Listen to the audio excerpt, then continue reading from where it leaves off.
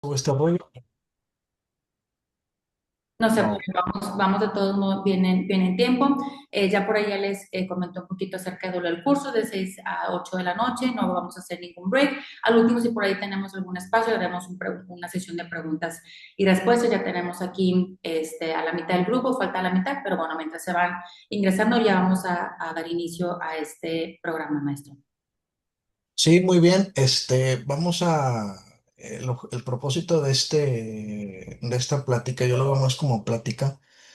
Vamos a analizar las reformas, estas últimas reformas sonaditas al Código Civil del Estado de Nuevo León.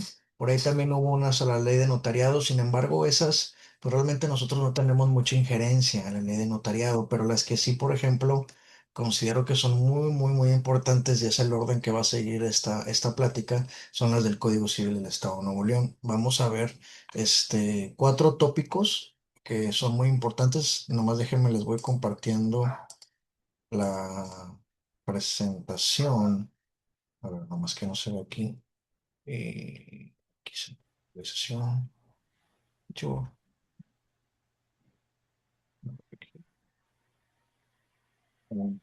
¿Cómo le pongo share? Sí, share. Screen Bien, 2. Ter. Share, ¿no? Ahí se empieza a ver. Listo. Si lo Ok. puede hacer un poquito más grande, maestro, estaría muy bien, porque si es un poquito Sí. chiquito, al menos en mi pantalla, no sé, en los demás asistentes, cómo lo vean ustedes. Y se ve como si fuera celular vertical. Sí, es que como tengo dos pantallas, a mí se me facilita más así para irles, para también verlos acá ustedes y ver de este lado, porque si lo maximizo, pierdo la visualización sobre ustedes.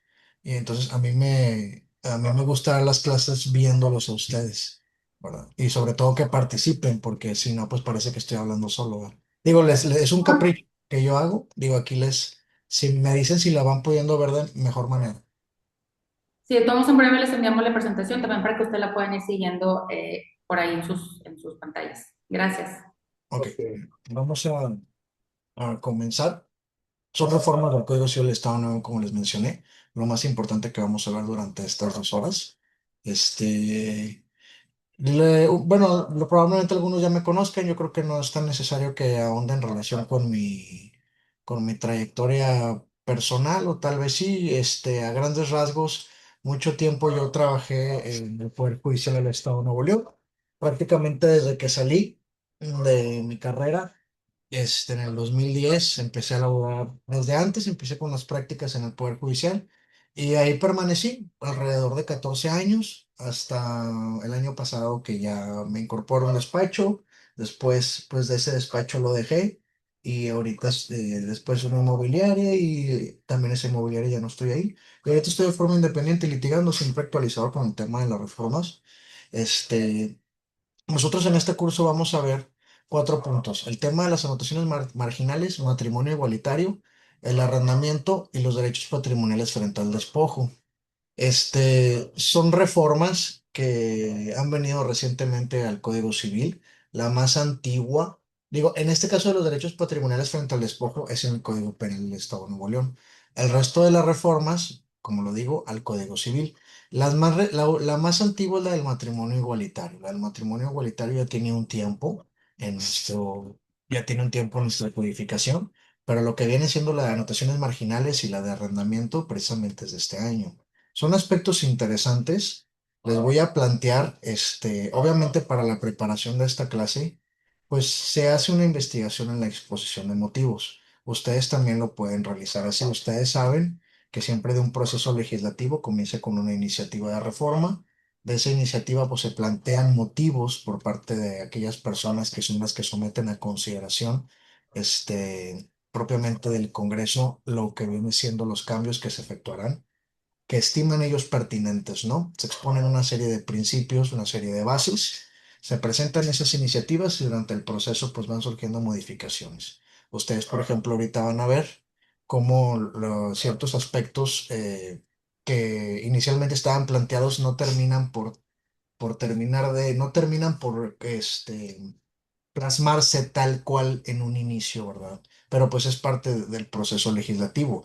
El caso es que esas iniciativas sí trajeron consecuencia de modificación y ahorita las vamos a ir viendo.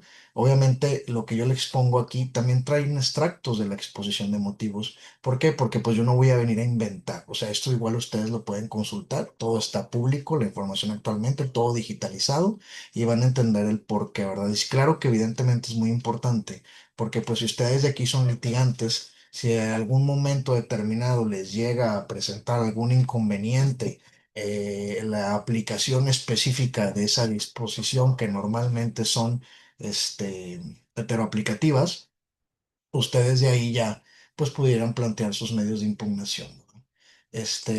Miren, vamos a comenzar con lo de las anotaciones marginales. Veo, pues la verdad no veo nada de caras, los veo todos con las cámaras apagadas, digo, no están obligados, pero pues me gustaría que participaran. Quería lanzar una primera pregunta en relación, pues, ¿qué consideran ustedes? ¿Qué saben que ustedes que son las anotaciones marginales? Las anotaciones marginales generalmente siempre escuchamos esos términos en muchos aspectos, ¿no? De carácter administrativo.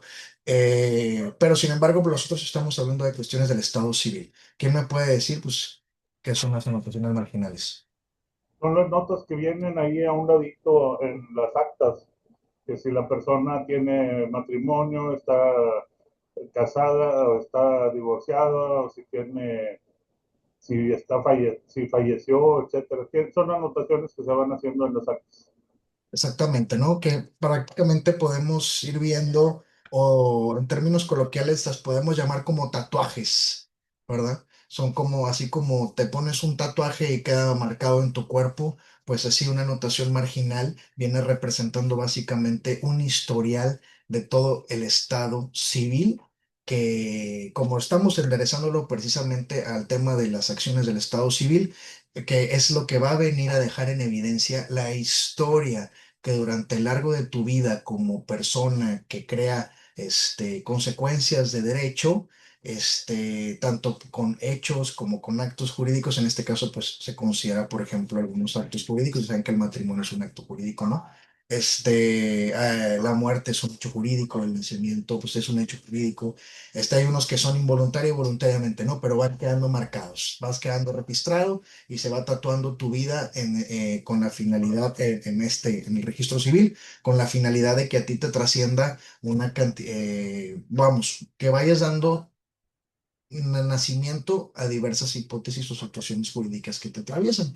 Como lo sabemos, no vamos al registro civil, oye, dame un acta de nacimiento, dame un acta de matrimonio, dame un acta de función, dame un acta de divorcio, bla, bla, bla, bla, bla, bla. Y ahí nosotros como abogados empezamos a plantear las acciones que necesitamos dependiendo de la situación que se nos atraviese. Evidentemente, las anotaciones marginales es eso, son tatuajes que es de naturaleza administrativa que quedan marcados en este caso en actas, con la finalidad de que se registre tu historial en relación con el Estado civil, así como en las del registro público, también hay anotaciones marginales, pero ese es propiamente el historial que haya sufrido el apropiado, las afectaciones de la misma. Algunas se quedan, otras se cancelan, etcétera, etcétera. En estas hubo un planteamiento de que es en lo que estamos analizando reformas, ¿no?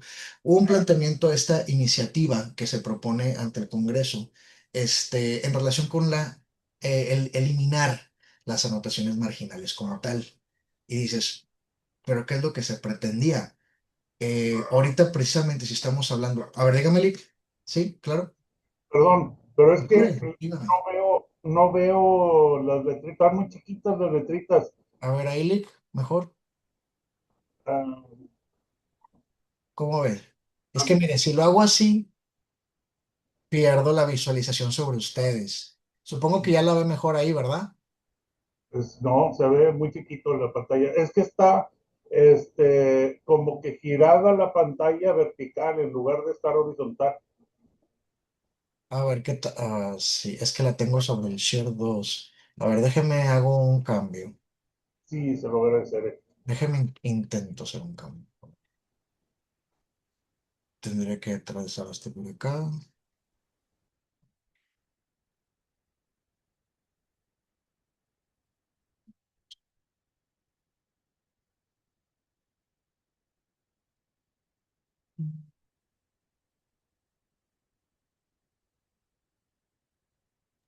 En la parte de mero abajo de esa pantalla de PowerPoint estaba el de para presentar, maestro. Sí, sí, sí, sí, sí, sí. Sí, nomás que, a ver ahí, pero es que está, ¿cuál está compartida? A ver, El de ahora instituciones marginales. vamos a compartir pantalla uno. A ver ahí, Ahí, se ahí, debiera ver mejor, Ahí se ve mucho mejor. ¿verdad? Se debiera ver mejor. Ok, perfecto. así es. Entonces, este tema de las anotaciones marginales, se propone el motivo de esta iniciativa que termina por no trascender en el sentido que se planteaba originalmente. Se habla de un derecho a la identidad.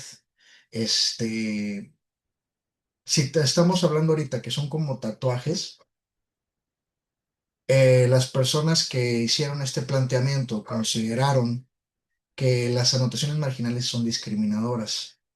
¿Por qué? Porque queda marcado propiamente el historial del estado civil de la persona, en este caso del ser humano, y llega un punto en donde te dice, oye, tú vas y pides un acta de nacimiento y viene en la parte superior izquierda todas las veces que esta persona se ha divorciado.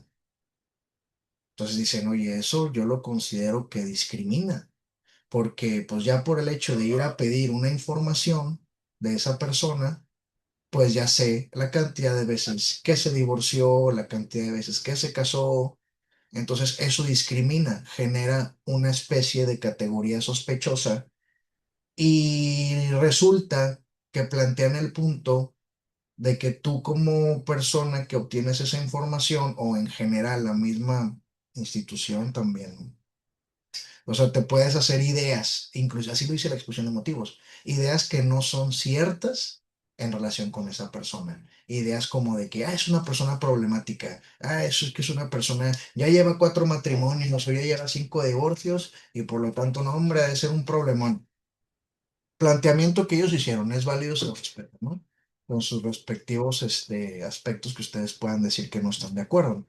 Entonces, empiezan en su exposición de motivos para intentar erradicar las anotaciones marginales sobre las actas de nacimiento, que hay que del derecho de la identidad. Sí, efectivamente, o sea, el acta de nacimiento, el acta de registro civil, claro que tiene un efecto sobre el derecho humano de la identidad, porque estamos hablando que es prácticamente nuestra presentación formal que nos identifica, de eso habla la identidad, ¿no? Que nos identifica como personas, como seres capaces de producir consecuencias de derecho, como entes que ya desde nuestro nacimiento, ustedes lo saben cómo está la teoría, ¿no? Ya producimos consecuencias, ¿no? A través de la actualización de las diversas hipótesis y que se encuentran previstas en el código, no en el derecho sustantivo. Entonces, ¿qué va haciendo?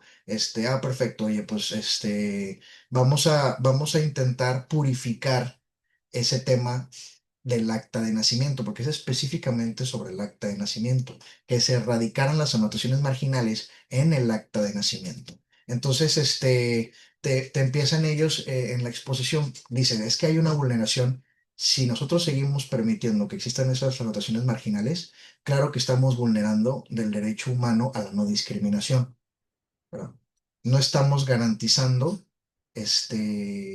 los principios constitucionales, el principio de la igualdad y el principio de la no discriminación que viene en el artículo primero de la Constitución Política. Así lo plantean. Este, Fíjense cómo vamos a la siguiente presentación. Aquí lo manejo. Dice, el motivo principal de la reforma consiste en evitar la discriminación a la persona, particularmente por conocer el historial de su estado civil, que era lo que les decía. Se considera que el saber sobre el estado civil de las personas puede ser catalogado como una persona problemática o inestable, presuponiendo situaciones que no son verídicas. Lo que les estoy diciendo no lo estoy inventando yo, viene específicamente en la exposición de motivos, ¿sí? Entonces, ustedes lo consultan esto en las páginas del gobierno del Estado de Nuevo León y se van a dar cuenta de cuál es el propósito de esto. Nosotros ya ahorita lo vamos masticando y lo vamos comprendiendo. Ya ustedes en su cabeza podrán irse planteando si verdaderamente existe o no una vulneración, una vulneración a los principios constitucionales de igualdad y no discriminación. Aquí, por ejemplo, si yo les digo, ¿ustedes consideran que sí se vulneran estos principios con el hecho de existir las anotaciones marginales o no? ¿Quién quiere participar? Pues yo considero que no se involucra en realidad, porque pues puede uno pedir un acta de matrimonio de la persona y en el acta de matrimonio va a venir cuántas veces se ha divorciado. Sí, o sea, efectivamente no es información que, ¿cómo se llama? Pues no es información que sea, o sea, que tenga por qué ocultarse, ¿verdad? O sea, es información que es necesaria, o sea, es información que como quiera tú tienes que saber en un momento determinado. A ver, ¿alguien levantó la mano o es José Antonio? ¿Levantaste la mano? No, disculpe, se puso una reacción, pero yo no le moví. Ah, sí, yo dije, no, ya no le gustó la clase, pues déjame la cancelo, ¿ah? No, no le moví. Oye, pero entonces no quieres participar. Bueno, ya que estás aquí, ¿qué consideras? Sí, pues, digo, es una información que, bueno, yo que desempeño un poco en el área notarial y pues obviamente no confundirse con las anotaciones marginales en los bienes inmuebles. Pero sí, como comentan, no creo que, bueno, yo creo que quizás sí esas anotaciones no deberían de estar al acceso de, por decir, cuando se pide un acta de nacimiento, pero sí creo que se debe de dejar un registro. O sea, sí creo que debe de haber ese registro y pues si esa es la manera en la que se gestiona.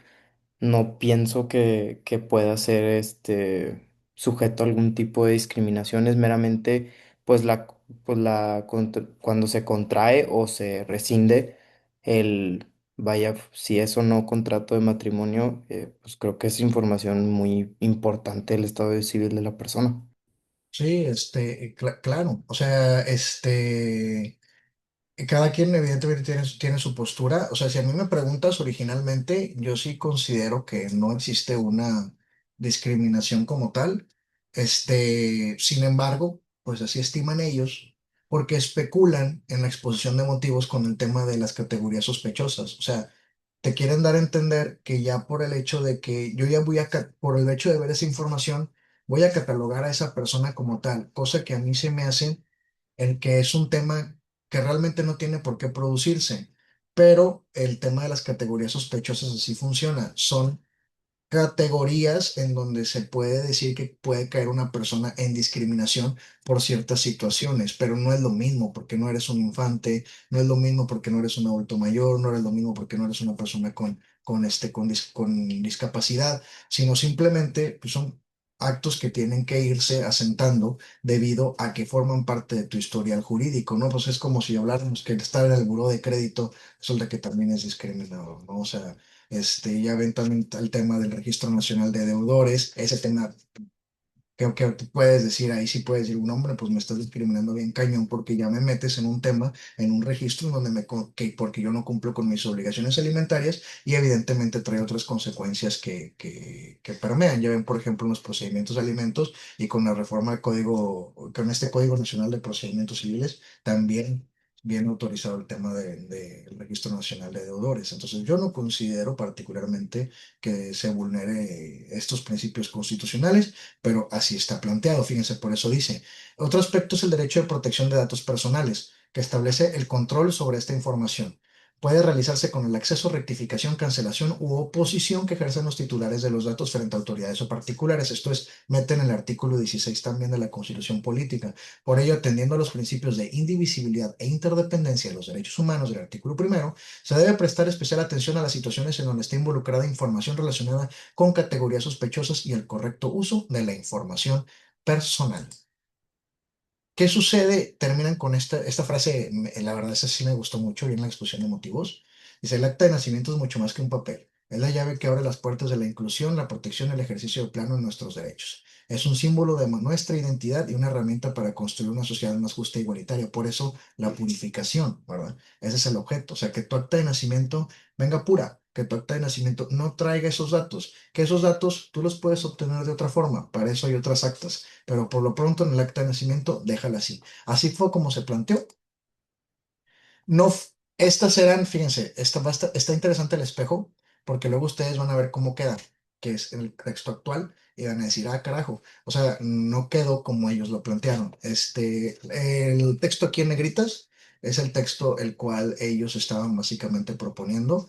Para el caso de las actas de nacimiento deberán expedirse sin anotaciones marginales referente a su estado civil. Evidentemente, si quieres modificar este artículo, pues también tienes que modificarlo. Ah, mira acá, extendida el acta es el que se encuentra aquí en negritas para que lo vean. Ese es el que está primero del lado izquierdo del lector, del ojo izquierdo. Es el texto que estaba antes. Sí, este es el texto que se pretendía, el del lado derecho, del ojo derecho del lector. Entonces, extendida el acta se notarán marginalmente en la de matrimonio de los divorciados y de la copia de resolución judicial, perdón, o administrativa se archivará con el mismo número de acta de divorcio. Y luego, obviamente, la ley de registro civil. Si vas a modificar eso, también la ley de registro civil. Las actas de nacimiento deberán expedirse sin anotaciones marginales referentes a su estado civil. Digo, no se aprobó. Miren, van a ver cómo queda. El 3 de octubre es cuando se hace la reforma propiamente a través del proceso legislativo y fíjense cómo queda. Toda persona puede solicitar se le muestre o se le expida copia certificada de las actas de registro civil y de los documentos del apéndice. Los oficiales y el director de registro civil están obligados a expedirla o mostrarlas en su caso. Para el caso de las actas de nacimiento deberán expedirse con supresión de anotaciones marginales cuando así sea solicitado, las cuales solo serán utilizados para verificar fecha y lugar de nacimiento. Se adicionan dos párrafos. Para efectos de lo establecido en el párrafo anterior, el registro civil tomará previsiones necesarias para diferenciar con claridad las actas que únicamente pueden ser utilizadas para verificar fecha y lugar de nacimiento. La Dirección General del Registro Civil, a través de sus oficialías, tendrá obligación de expedir las actas de registro civil en sistema Braille. Ese es otro tema. Pero ¿por qué creen ustedes que no se modificó? No se modificó, o sea, la reforma no pasa tal cual se plantea en la iniciativa. Pues evidentemente porque la información esta que obra en las actas de nacimiento, pues es muy importante, ¿no? No se estimó que haya una discriminación como tal. No necesitamos, creo que, haber estado en ese proceso como para poder entenderlo. Por eso se pone, ¿no? Cuando así sea solicitado. O sea, básicamente, ¿cuándo se expediría un acta de nacimiento sin esas anotaciones? A petición del propio interesado, ¿no? O sea, a petición del que es el que viene en el acta, ¿no? Pero, pues de otra parte, tú como abogado, pues claro que vas a querer que tenga todas las anotaciones del mundo porque son las que vas a utilizar para las acciones legales que puedan corresponder, como por ejemplo, ¿qué? Pues una probable pensión compensatoria, una compensación patrimonial, en el caso, ¿qué más? Procedimientos alimentarios. O sea, todo eso es información muy importante, inclusive para un procedimiento alimentario también, porque vamos a suponer que tú pudieras tener acreedores alimentarios derivados de otro proceso o de un matrimonio anterior. Oye, pues puedes dejar en evidencia tú mismo también como interesado que efectivamente tuviste un matrimonio anterior y mira, y consta en el acta. O sea, cosas así. Ya lo que suceda en la práctica, pues ya es cuestión de cada hipótesis que vaya presentándose, pero para que vean que no se aprueba en el texto planteado. Como ahorita bien lo dijeron, yo considero que si no existe una discriminación, ahí está el resultado de la reforma. Entonces, ahora sabemos que a partir del 3 de octubre de 2025 no se expedirán con anotaciones marginales siempre y cuando así se solicite y nada más. ¿Verdad? ¿Hasta aquí tienen una duda de este tema? Porque No, vamos a pasar al matrimonio igualitario. Se entiende sencillo, ¿no? Es claro, es claro. No, permítame. Digo, es claro, entendemos el propósito, decimos va, puede jalar, pero no. Entonces se va a quedar nada más así cuando se pida. Fíjense, el matrimonio igualitario, a ver, ¿en qué consiste? Parece una pregunta muy sencilla, pero en realidad es un tema extremadamente complejo. Mm, ¿Qué me pueden decir del matrimonio igualitario? Bueno, Pues, hay varias cosas que se pueden decir ahí. Para que sea matrimonio, tiene que ser entre un hombre y una mujer. La otra sería una unión simplemente. Y así como lo dice que es el concepto, es la unión abierta entre hombres y mujeres. O sea, hombre con mujer, hombre con mujer, mujer con hombre, sin categorizar en aspectos que pudieran considerarse discriminatorios y cumplir con ciertos fines. Sí, claro, este concepto que yo les pongo, ese es una cuestión personal ahí redactada. Evidentemente, sabemos el historial, ¿no? De nuestra legislación, cómo poco a poco se fue dando toda esa apertura en el tema de la inclusión y la cuestión de el hacer efectivos todos estos tratados internacionales y nuevas, tendencias que se fueron presentando en el mundo, ¿no? Y los cambios que se fueron dando precisamente constitucionalmente, todo este movimiento viene a raíz de 2011 para acá. Esas reformas a la Constitución que hubo en el año del 2011 fueron bien trascendentales. Yo me acuerdo porque llego de escribiente a la tercera sala civil, tenían bien poquito las reformas y poco a poco fue cambiando con una profundización muy amplia por parte de la Corte y pues evidentemente era un tema que tarde que temprano iba a pasar, ¿no? Lo interesante es cómo recuerdan las reformas del al Código Civil y al Código de Procedimientos en el 2016, que trae para empezar a aplicarse en el 2017, que trae el tema del divorcio encausado, que trae el tema de la compensación patrimonial, que trae el tema de la pensión compensatoria, que trae todos estos cambios en el tema de la separación de bienes, que prácticamente ahorita vemos la gran cantidad de acciones de divorcio encausado que se presentan y los temas que se le dio la apertura a aquellas personas que estaban casadas bajo régimen de separación de bienes, oye, que antes quedaban totalmente desprotegidos y ahora no, ahora tú sabes que puedes ejercer una acción para solicitar una indemnización con diferente naturaleza o en todo caso también una pensión. Y dices, wow, ¿no? O sea, un cambio tremendo. Lo interesante es cómo si se da esa apertura, pero no existe una modificación a un concepto de matrimonio como tal en el Código Civil del Estado de Nuevo León permanecía igual, pese a que nosotros ya sabíamos que esa definición estaba obsoleta y que esa definición no era la que debía estar en el código en ese momento. Pero en ese paquete de reformas no se trata de ese tema, se tratan esos otros y ahí queda, ¿no? Entonces, cómo venía en la redacción anterior, porque ya de repente dejamos de utilizar los códigos, nos venimos ya todo consultar electrónico y me hubiera gustado tener la definición anterior, salvo aquellas personas que guardan los códigos comprados en el librito. ¿Cómo venía antes? Dice, el matrimonio es la unión legítima de un solo hombre y una sola mujer. Procurar ayuda mutua, guardarse fidelidad, perpetuar la especie. ¿Por qué se marcan estos aspectos en negritas? Es de perpetuar la especie y un solo hombre y una sola mujer. El primero es claro el perpetuar la especie porque pues resulta que también, o sea, como pues estamos hablando de personas del mismo sexo, pues no puede haber una perpetuación biológica. Entonces, ¿qué quiere? O sea, bueno, ya sabemos el tema ahora del asistido, de los métodos de reproducción, que también, por eso les digo, cuando se hablan de estas cosas, te generan una gran cantidad de vertientes que te vas y te quedas hablando todo un semestre y hasta años, ¿no? Porque pues también dices, oye, quitaste perpetuar la especie, pero ¿qué tal si resulta, o sea, qué tal si con a través de los métodos de reproducción asistida, oye, pues estás discriminando porque pues yo también quiero perpetuar la especie aunque sea hombre y hombre? Carajo, o sea, y con los temas de reproducción asistida definitivamente claro que se puede, ¿no? O sea, entonces, no puedes, ¿para qué lo quitas? O sea, porque quitas perpetuar la especie. A mí eso me pareció, ahí sí eso me pareció discriminador, porque básicamente estás dando por sentado que no puede haber una procreación entre hombre, hombre, mujer, mujer, ¿verdad? Y dices, ¿qué pasó con los métodos de reproducción asistida? ¿No los consideraste al momento de buscar esta reforma? Entonces, sí, El concepto de perpetuar la especie es simplemente como una una cuestión accesoria, ¿verdad? Sí, sí, sí, exactamente. O sea, yo creo pero yo creo que no debió quitar porque pues si te pones a analizar realmente, pues es como si les cortaras un propósito, ¿no? O sea, como si les... Así lo pienso yo. O sea, a final de cuentas todo esto son ideas, ¿no? O sea, así lo pienso yo porque pues ya lo sabemos. O sea, imagínate, se casan dos mujeres.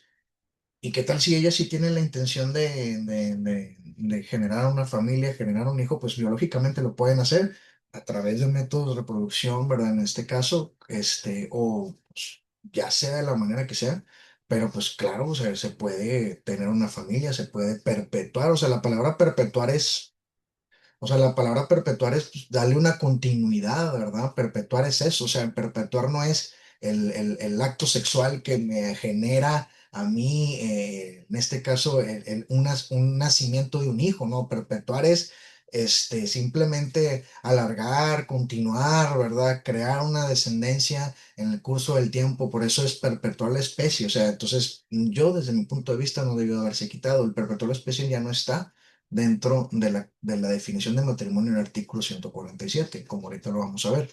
Entonces dice, toda esta lámina representa el texto anterior. Entonces, en el artículo 148 dice, para contraer matrimonio, estos en el 2023 dice, para contraer matrimonio, el hombre y la mujer necesitan haber cumplido 18 años, hombre y mujer. Del artículo 221 bis, dice, el concubinato es la unión de un hombre y una mujer. Entonces, qué estamos hablando aquí? Aspectos que discriminan, aspectos de categorías sospechosas, aspectos que encasillan, aspectos que pues precisamente sí vulneran los principios de no discriminación y de igualdad del artículo primero y también del artículo cuarto de la Constitución Política de los Estados Unidos Mexicanos, ¿no? Entonces, por eso pongo en la parte final aquí de esta lámina, pese a las reformas del 2016 que son muy trascendentales en nuestro estado, el texto permanece igual hasta junio del 2023. Si ustedes se meten a la consulta electrónica del Código Civil del Estado de Nuevo León, se van a dar cuenta que las disposiciones que estamos platicando, que son el objeto precisamente de esta reforma en junio de 2023 que nos trae a platicar al día de hoy, viene ahí, reformado en junio de 2023, ¿verdad? En la exposición de motivos se habla de la acción de inconstitucionalidad 29/2018, en donde se resuelve por parte de la Suprema Corte de Justicia de la Nación, precisamente sobre nuestra codificación. O sea, si leemos la exposición de motivos y nos leemos también esa acción de inconstitucionalidad, prácticamente pues te están diciendo, oye, Nuevo León, actualízate, ¿sí? Actualízate porque muchos otros estados ya incorporan una nueva definición de matrimonio que es acorde al movimiento social que existe en la actualidad y tú no lo tienes así. O sea, y sí es cierto, o sea, porque desde cuando sabemos esos temas y apenas estamos hablando de 2 años atrás. O sea, estos temas ya se vienen tocando, ya tienen, o sea, una década tal vez.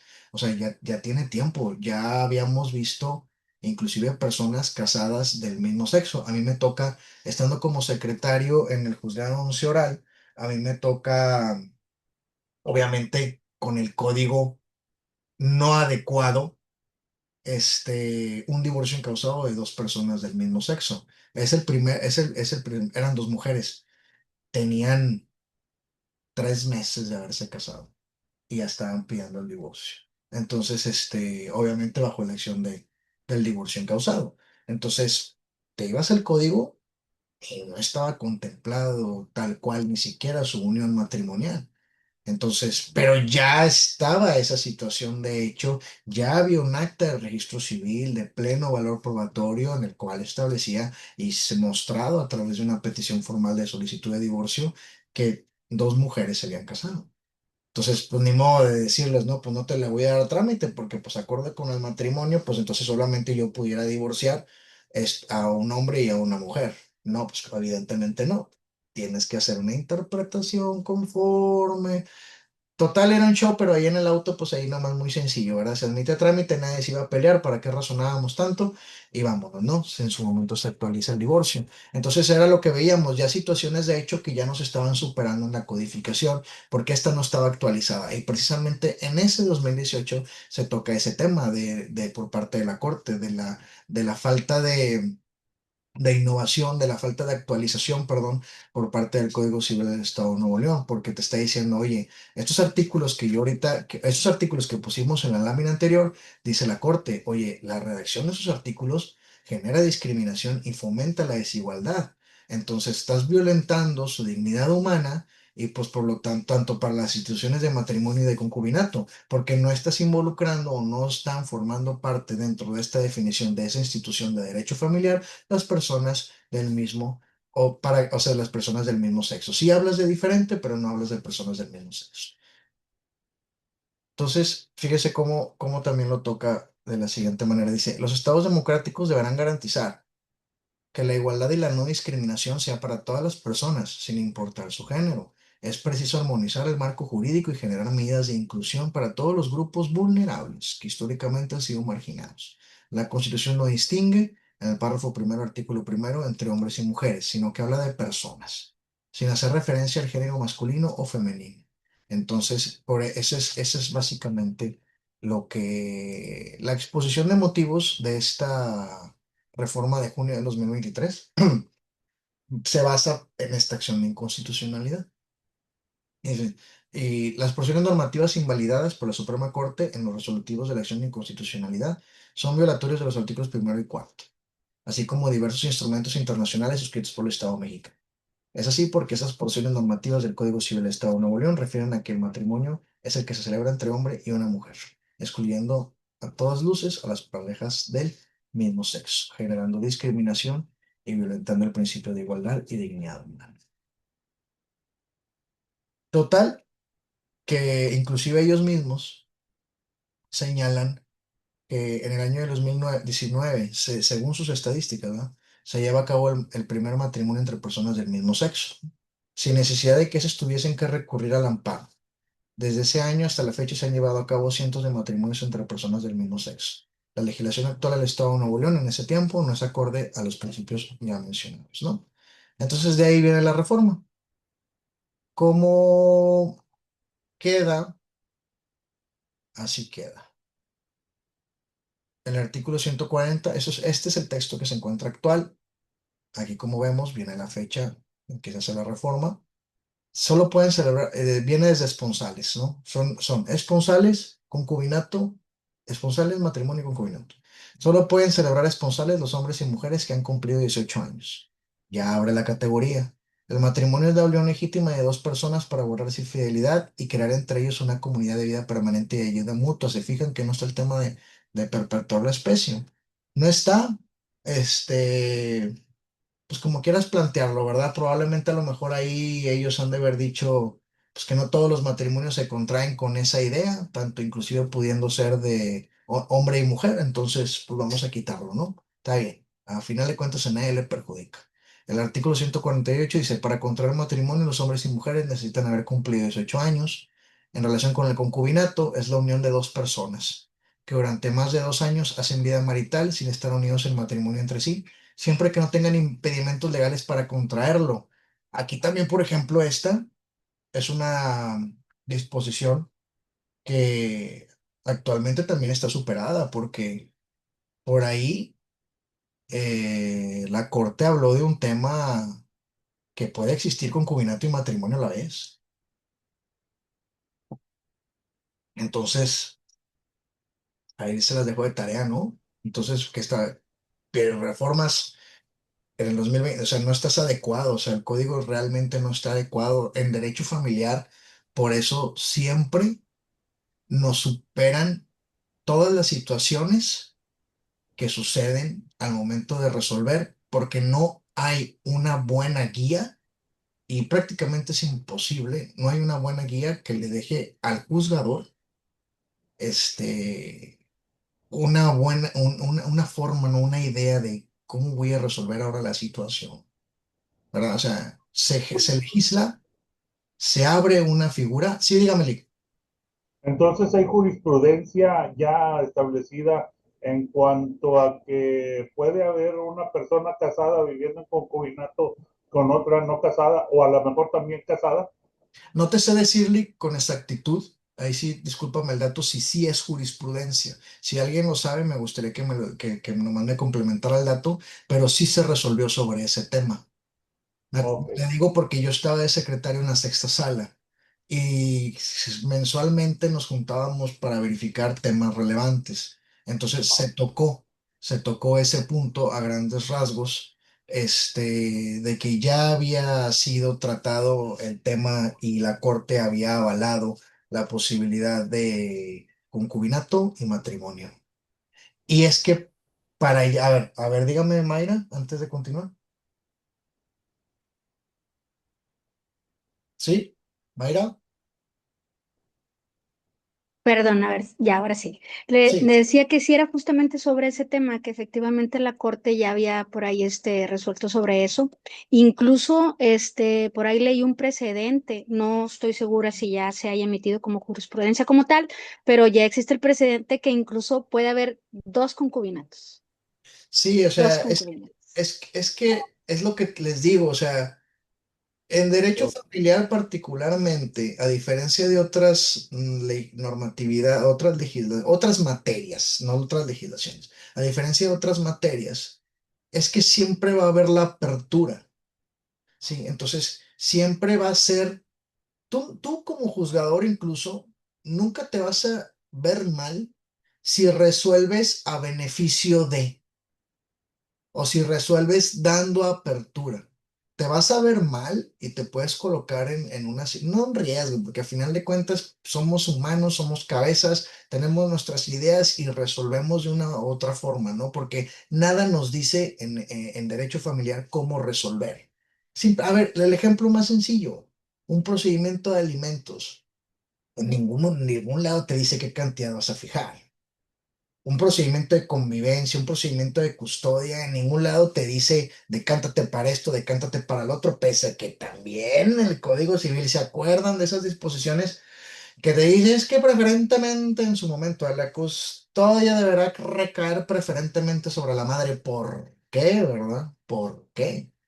Yo me acuerdo que una vez expuse un tema ya en mis últimas salidas del Poder Judicial, expuso un tema que la codificación debería decir que padre y madre son aptos para desplegar la custodia y debería de decir específicamente y lo sigo diciendo, ¿sí? O sea, debería de decirse así desde un inicio, derivado de lo que es la patria potestad. Digo, ya es otro tema, pero también es interesante.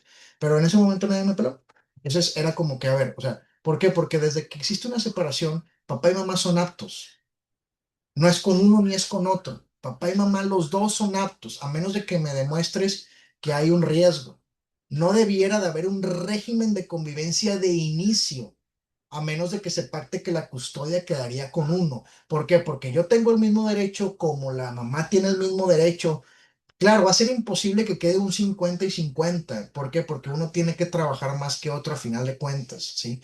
Los horarios y las circunstancias y la vida actual no te lo permite. Por ejemplo, yo no pudiera quedarme específicamente con mi hija todo el día, aunque sí pudiera destinarle una gran cantidad de tiempo, una buena cantidad de tiempo diario, pero no pudiera quedármela. Precisamente tienes que ir a chambear, tienes que ir por la papa. Y aquí la cosa es, ¿por qué la codificación o por qué la legislación tiene que estar decantada a uno de ellos?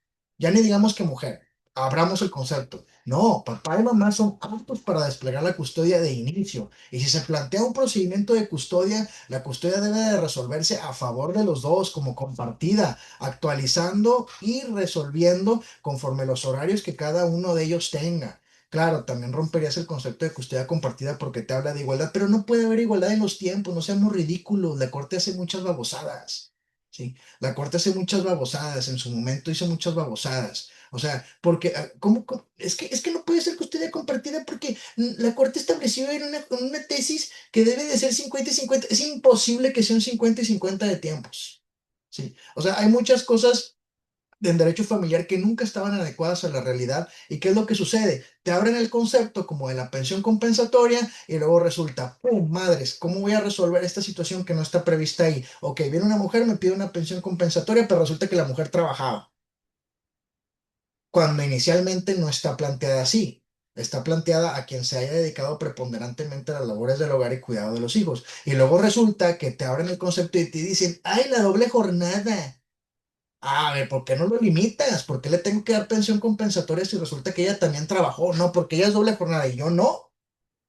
Entonces tú me estás discriminando a mí. Ah, no, pero es que eres hombre, güey. Órale, güey, vámonos a plantarte el pinche chicote y vamos a taladrarte a taladrarte con el, no sé, con lo que sea. O sea, y dices, "No, sí, sí, está cañón". Y luego resulta que te ibas a la realidad de esos asuntos bien buenos y era un asalariado que ya tenía bastantes descuentos, que ya le estaban bajando la pensión y todavía venías y le ponías la estaca encima con un 5 o 10% más.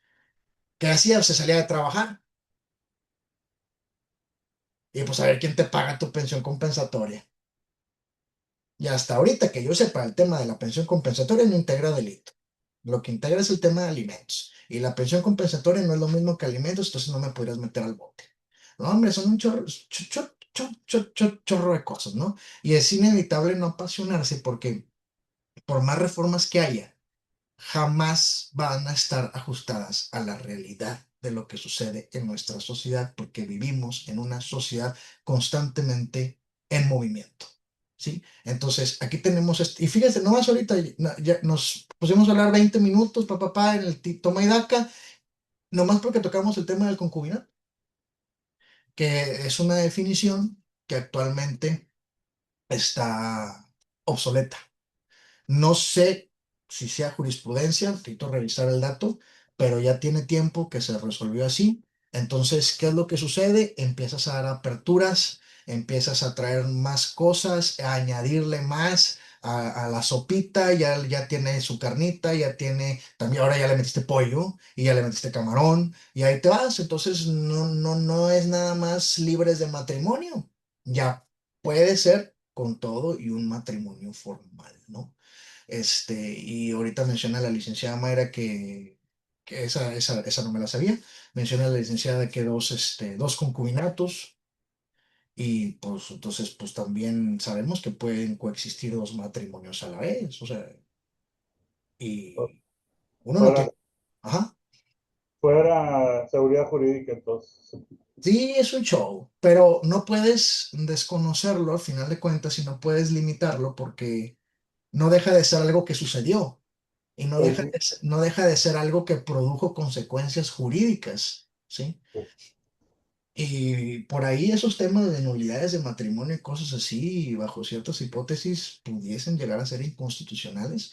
No sé si ya se hayan tratado algún asunto en particular, pero, pues, ¿por qué la nulidad? ¿Por qué que tú primero, que yo después? No, los dos coexistimos.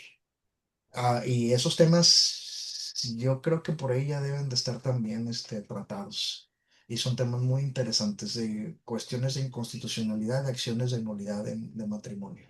¿Alguien quiere participar? A ver, dime, José. Sí, respecto a eso del concubinato, yo lo que supe es que la Suprema Corte resolvió precisamente porque, según entiendo, se dio en Ciudad de México que o sea, la persona concubina le ganó, por así decir, a la esposa la pensión del IMSS Mm, cuando falleció el señor. Y entonces que supuestamente el instituto nada más tenía al menos la figura de que solamente se puede cobrar por o sea, ya sea por la esposa o por la concubina, o sea que no se podía por las dos. compartir. Ah, que no se puede Entonces, compartir. por eso se dio ese tema, porque, órale, ¿cómo? Entonces, hay una situación en la que la concubina o contrajo esos derechos que normalmente, o bueno, en la sociedad como se venía estableciendo previamente, pues era algo muy propio de la esposa, o sea, algo de legitimidad, por así decir. Sí, claro. Sí, sí, te entiendo perfectamente. Sí, claro. Y lo primero que tienes que hacer pues es reconocer la coexistencia de ambas instituciones, ¿verdad? Y una vez declarando la coexistencia de los mismos, pues de ahí ya, la serie de derechos y obligaciones que puedan hacer. Sí recuerdo que era un tema en relación con lo de la pensión, pero pues ese tema ya tiene rato, o sea, debe de estar ya más profundizado. Entonces, para que no les sorprenda el día de mañana que les toque implementar una acción o si les preguntan, les piden una asesoría, oiga, Lee, pero es que a mí me dijeron, ya ven que siempre los clientes tienen ideas bien raras. O sea, no, a mí me dijeron que pues si el otro está casada, pues yo no puedo ser concubina, pero no, o sea, sí puede ser y ahí vamos clarificando los conceptos, ¿no? Entonces, viene también el artículo 294, dice el parentesco de afinidad se adquiere al momento del matrimonio entre los contrayentes y los parientes consanguíneos. O sea, aquí lo que eso es lo que dice ahora, cambia la palabra entre contrayentes. O sea, entonces este es el tema de la reforma de junio del 2023, de las que estamos platicando de estos cuatro grandes tópicos, es, digamos, la más antigua, la que ya tiene más tiempo enraizada en nuestro código civil. Antes de cerrar ese tema, ¿quisieran ustedes añadir algo? Este, ¿Les surge alguna duda en relación con esto? ¿O de momento sí estamos bien? Yo creo que estamos bien. Ok, perfecto. Vamos a pasar, esta reforma es súper reciente, la del arrendamiento. También viene, este, creo que es en septiembre. Sí, es en septiembre. El tema o noviembre. Y aquí lo puse. Vamos a ver, echa para acá. La iniciativa viene el 24 de marzo, 26 de septiembre, 25. En el arrendamiento, bueno, pues ya sabemos qué consiste, ¿no? Prácticamente, a grandes rasgos, su definición es que una persona denominada arrendador concede el uso y goce de forma temporal de un bien, puede ser mueble, puede ser un inmueble, a una persona llamada arrendatario que por ese disfrute tiene que dar una contraprestación, la que se denomina el pago de un precio, ¿no? Precio, cumplimiento de la obligación en términos general. Por básicamente sabemos de que desde el derecho romano, o desde que aprendimos derecho romano, hay un concepto de división de tres grandes poderes sobre los bienes, ¿no? Que es el jus utendi, jus fruendi y el jus abutendi. Cómo ese concepto continúa vigente a la fecha, o sea, es increíble, ¿no? Y el uso y el disfrute con el arrendamiento es el que se traslada. Sabemos perfectamente que el dominio no. No necesariamente la persona que en arrendamiento tiene que ser el dueño, hay otras circunstancias que pueden suceder. Sin embargo, en el tema específico, pues tú trasladas ese uso, trasladas ese goce y tienes que pagar el precio que se le denomina una renta, ¿no? De la forma periódica que se pacte conforme las necesidades de cada quien. El arrendamiento, eso es en términos generales. ¿A qué vienen? Ay, a ver, chin, se me puso esto. A ver, ya. Se viene una iniciativa derivada del marzo del 2024. Se pretendían modificar ciertos puntos relacionados con esta figura. Vamos a leerlos, los siguientes montos. Los montos que el Código Civil del Estado de Nuevo León dice no corresponden a la realidad actual en el pago de rentas destinadas a casa habitación. Regular los incrementos que hacen los arrendadores anuales, evitar aumentos exorbitantes o desmesurados. Según en la exposición de motivos, se establece o se dice que es necesario realizar una regulación para establecer un tope, es decir, un máximo en el que se pudiera hacer un incremento anual de un inmueble destinado a casa habitación. El motivo de esta reforma que viene para septiembre de 2025 es específicamente el sector inmobiliario destinado a casa habitación. No estamos hablando de predios que se utilicen para actividades comerciales que también naturalmente ya no quedan dentro de la legislación del Código Civil. ¿Por qué? ¿Quién me puede decir por qué? Porque ahora se consideran operaciones mercantiles. Operaciones mercantiles. Después de 400.535 años que siempre todo se ventiló en la vía civil y una tesis por ahí que existía que decía que en el arrendamiento no puede existir una actividad comercial, la Corte modifica hace poquito tiempo que resulta que el arrendamiento puede ser comercial. Y no nada más como el arrendamiento, hay muchísimos actos que anteriormente pudiésemos decir que solo pudieran ser civiles, no. Ahí hay que analizar otro, es como lo dice bien el o sea, ya dependiendo del giro, dependiendo de la persona que venga, se le consideraría que puede ser un acto comercial, como por ejemplo, ustedes considerarían mercantil si yo tengo 35 terrenos y todos esos 35 terrenos son casas, habitaciones y las rento.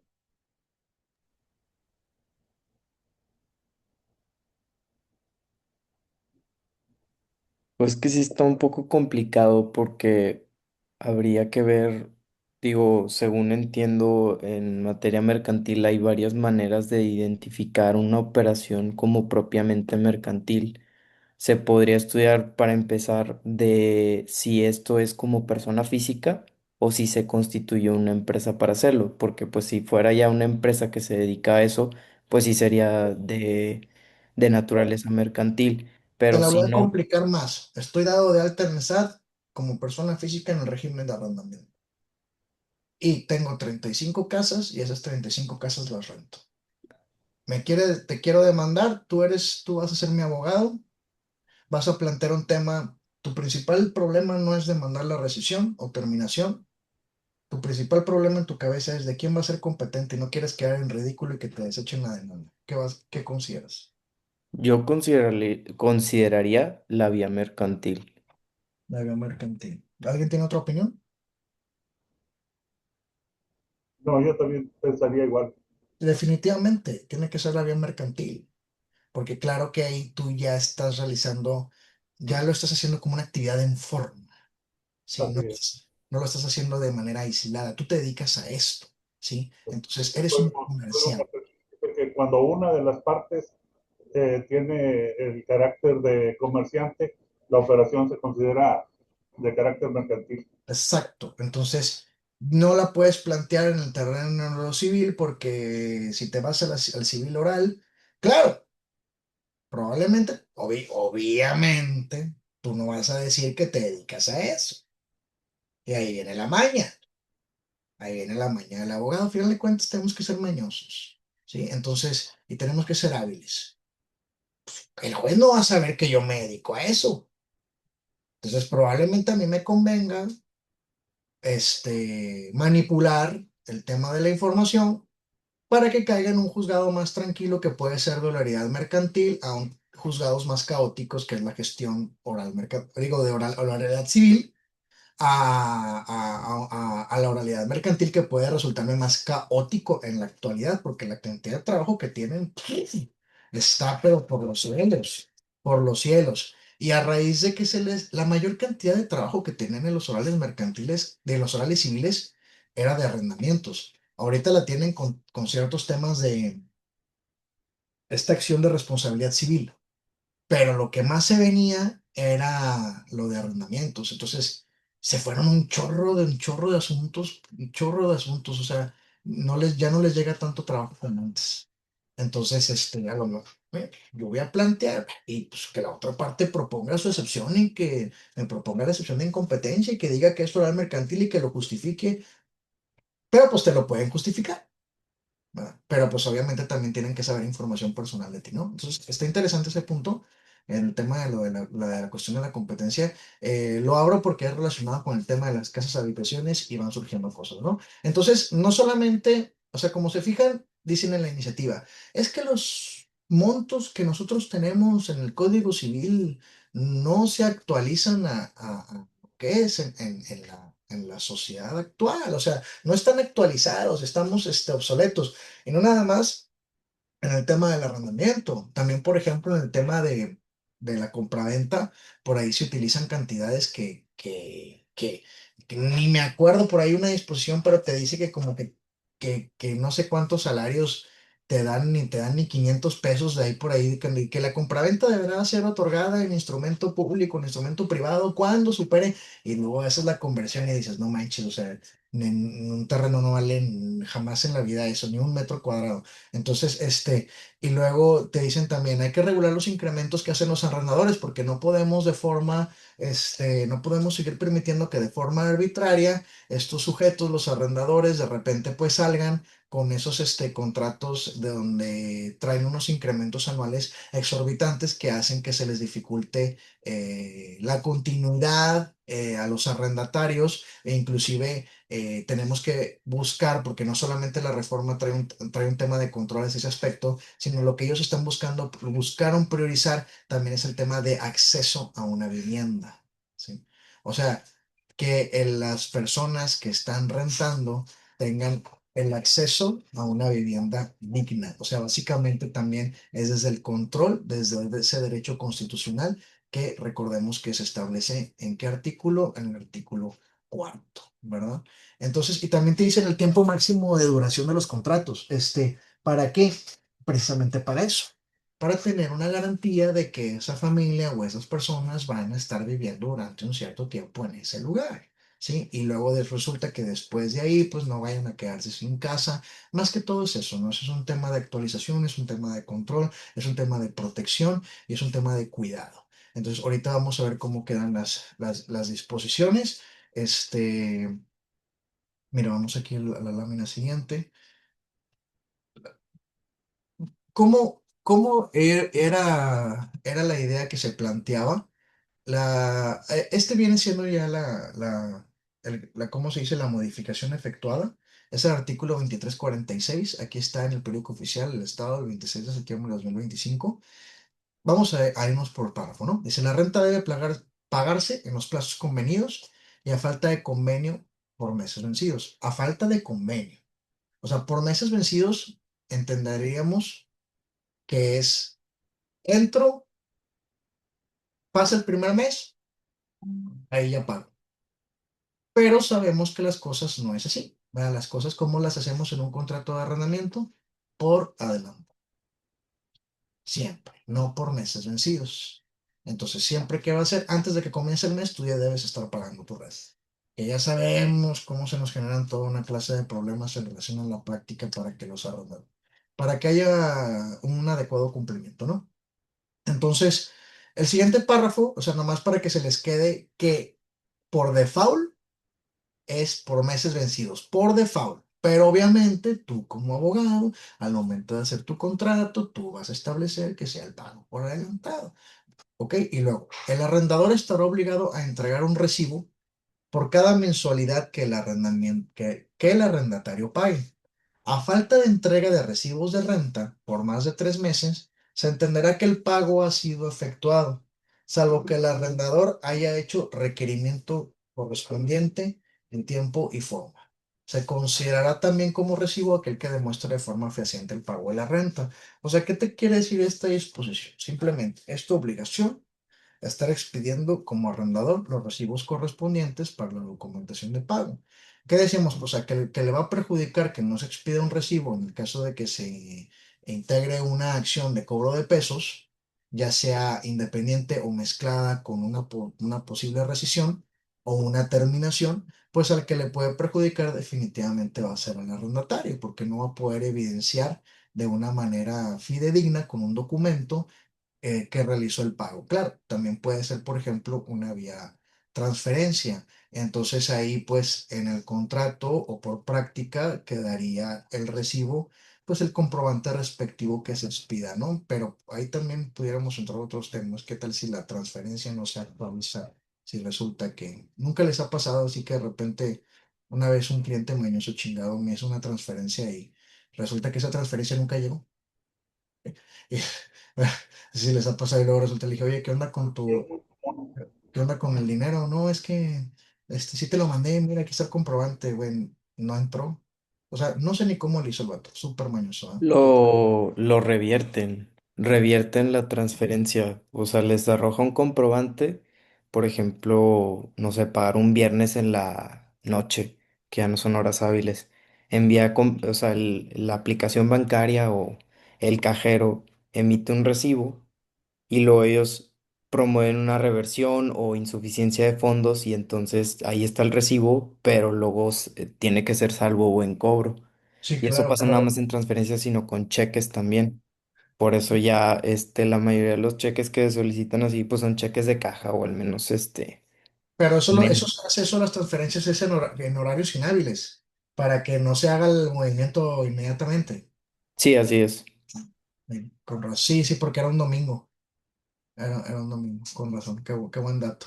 Entonces, ya no voy a pedir que van a transferirse los domingos. Entonces así sucede.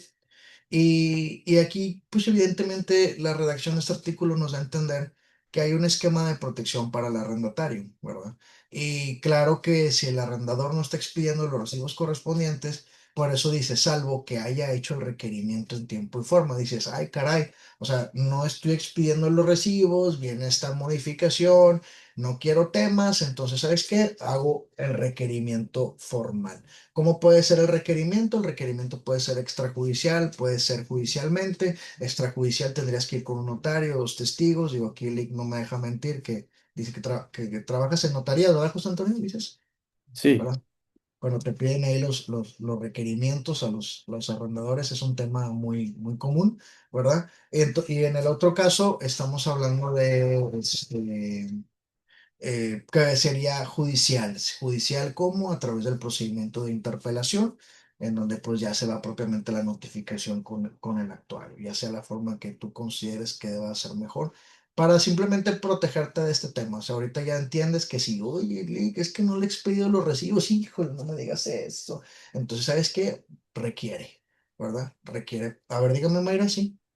Mm, no me queda como que muy claro justo ese renglón. A falta de entrega de recibos de pago de renta por más de 3 meses, se entenderá que el pago ha sido efectuado. Sí, a ver, Eh, ¿qué Sobre todo para una demanda, o sea, en un juicio esto, ¿cómo va a repercutir Mira, si yo no entrego recibos? sí, yo estaba pensando precisamente eso en qué trascendencia te puede llegar a tener un proceso. Y yo tengo mi idea, pero pues quiero que lo razonen ustedes. A ver si pueden darle al clavo de realmente si esto tiene una trascendencia o no en un litigio. En el tema por fuera, ¿qué pasa? ¿Qué pasa que puede resultar ser totalmente dañino para el arrendador? Que es una persona que no expide recibos. No lo puedes, no ha reclamado rescisión, ¿sí? No ha reclamado rescisión, no ha reclamado terminación, no ha reclamado acción de pago de pesos. Entonces, resulta que yo no le llevo los recibos a este hombre y ya pasaron más de 3 meses porque te dice por más de 3 meses, o sea, tienen que ser 4 en adelante. Ya no le voy a poder cobrar esos meses porque se entenderán pagados. Así es. Ya no le voy a poder cobrar los meses atrás, sí se entenderán pagados. Dice, por más de 3 meses, por más de 3 meses, a falta de entrega de recibos de pago por más de 3 meses, se entenderá que el pago ha sido efectuado. Tendríamos también que ver para los posteriores, ¿sí? Porque te dice, ya podemos hacer una pequeña línea. Yo no le di recibos de pago de todas estas rentas, pa. Ya pasaron más de 3 meses. Entonces debiéramos entender que esos pagos para atrás, por esta disposición, ya quedaron efectuados, por el simple hecho de que yo no expedí el recibo. ¿Qué tal si nunca me pagó y por eso no le expedí recibo?